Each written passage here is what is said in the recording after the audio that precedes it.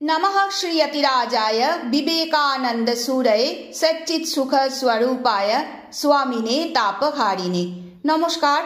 দিব্যত্রয়ীর অপার কৃপায় ভগিনী নিবেদিতা রচিত অমর গ্রন্থ the master as I saw হিমের বঙ্গানুবাদ স্বামীজিকে যেরূপ দেখিয়াছি গ্রন্থ পাঠের ৩৬তম পর্বে আপনাদের স্বাগত জানাই।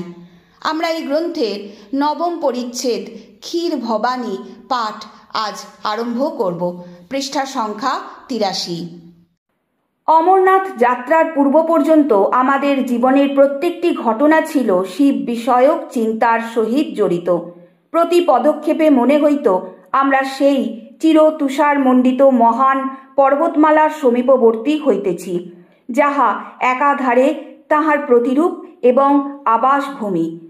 সায়াহ্নে তুষারময় গিরিসংকট ও আন্দোলিত সরল বৃক্ষগুলির উপর দিয়া দৃশ্যমান নবীন চন্দ্রমা যেন আমাদের জোর করিয়া মহাদেবের কথা স্মরণ করাইয়া দিত।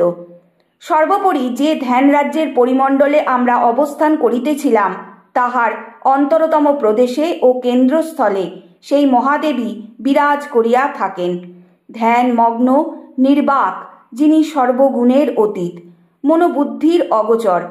একদা নিঃসন্দেহ যে প্রজ্ঞা সহায়ে মানুষ ঈশ্বরকে যত দূর ধারণা করিতে সমর্থ হইয়াছে, হিন্দুর এই শিব বিষয়ক ধারণা তাহার সর্বোচ্চ সীমা।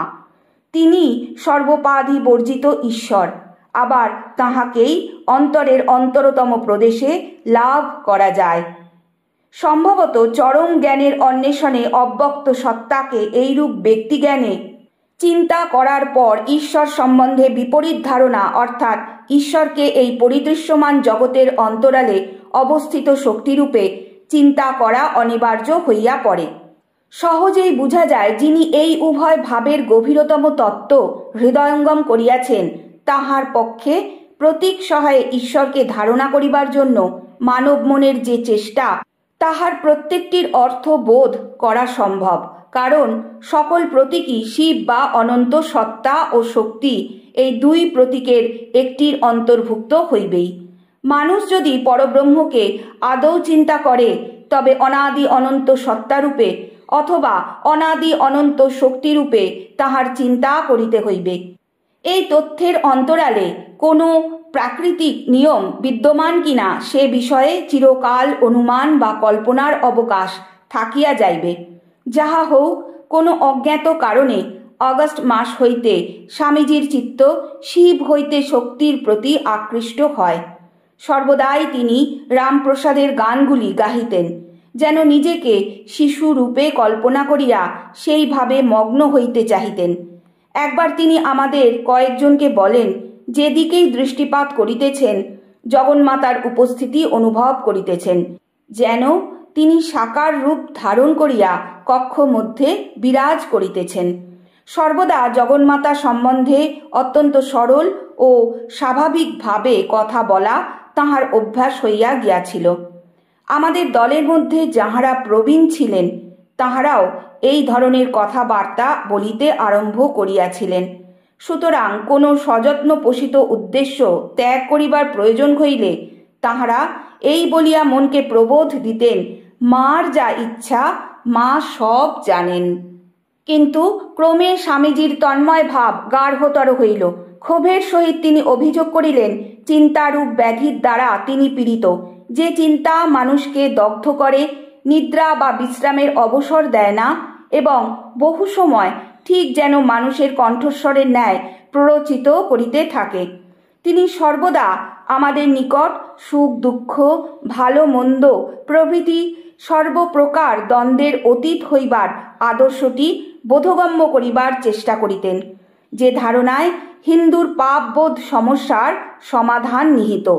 কিন্তু বর্তমানে মনে হইল, তিনি যেন জগতের মধ্যে যাহা কিছু ঘোর রূপ, যন্ত্রণাদায়ক ও দুর্বোধ্য, তাহারই উপর সমগ্র মন অর্পণ করিয়াছেন। ওই পথ অবলম্বনে এই জগৎ প্রপঞ্চের পশ্চাতে অবস্থিত অদ্বয় ব্রহ্মকে লাভ করিবার জন্য তাহার দৃঢ় সংকল্প দেখা গেল। কাশ্মীর যাত্রার উদ্দেশ্য ব্যর্থ হওয়ায় ভীষণের পূজাই এখন তাহার মূল মন্ত্র হইয়া উঠিল। রোগ ও যন্ত্রণা তাহাকে মনে করাইয়া দিত যেখানে বেদনা অনুভূত হইতেছে সে স্থান তিনিই যন্ত্রণা এবং যন্ত্রণা দাতা। কালী কালী কালী। একদিন তিনি বলেন তাহার মাথায় কতকগুলি চিন্তা প্রবল হইয়া উঠিয়াছে এবং উহাকে লেখনী সাহায্যে প্রকাশ না করা পর্যন্ত তাহার অব্যাহতি নাই। সেই সন্ধ্যায় কোনো স্থানে ভ্রমণের পরে বজরায় প্রত্যাবর্তন করিয়া দেখিলাম স্বামীজি আসিয়াছিলেন এবং আমাদের জন্য স্বহস্তে লিখিত কালী দ্য মাদার মৃত্যুরূপা মাতা কবিতাটি রাখিয়া গিয়াছেন। পরে শুনিলাম দিব্য ভাবের তীব্র উন্মাদনায় কবিতাটি লেখা শেষ হইবা মাত্র তিনি মেঝের উপর পড়িয়া গিয়াছিলেন। কবিতাটি এই: মৃত্যুরূপা মাতা। নিঃশেষে নিবেচে তারা দল, মেঘ এসে আবরিছে মেঘ, স্পন্দিত ধ্বনিত অন্ধকার, গরজিছে ঘূর্ণ বায়ুবেগ। লক্ষ লক্ষ উন্মাদ পরাণ বহির্গত বন্দিশালা হতে মহাবৃক্ষ সমূলে উপারি ফুৎকারে উড়ায়ে চলে পথে।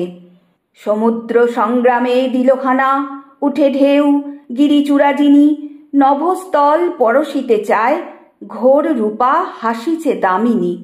প্রকাশিছে দিকে দিকে তার, মৃত্যুর কালিমা মাখা গায়, লক্ষ লক্ষ ছায়া শরীর দুঃখ রাশি জগতে ছড়ায়। নাচে তারা উন্মাদ তাণ্ডবে, মৃত্যুরূপা মা আমার আয়। করালি করাল তোর নাম, মৃত্যু তোর নিঃশ্বাসে প্রশ্বাসে, তোর ভীম চরণ নিক্ষেপ প্রতিপদে ব্রহ্মাণ্ড বিনাশে। কালী তুই প্রলয় রূপিণী, আয় মাগো আয় মোর পাশে। সাহসে যে দুঃখ দৈন্য চায়, মৃত্যুরে যে বাঁধে বাহু পাশে। কাল নৃত্য করে উপভোগ, মাতৃরূপা তারই কাছে আসে। আজ পাঠের এখানেই বিশ্রাম। ओं परतत्वे सदा लीनो रामकृष्ण समज्ञया यो धर्म स्थापन रतो वीरेशं तं नमाम्यहम्।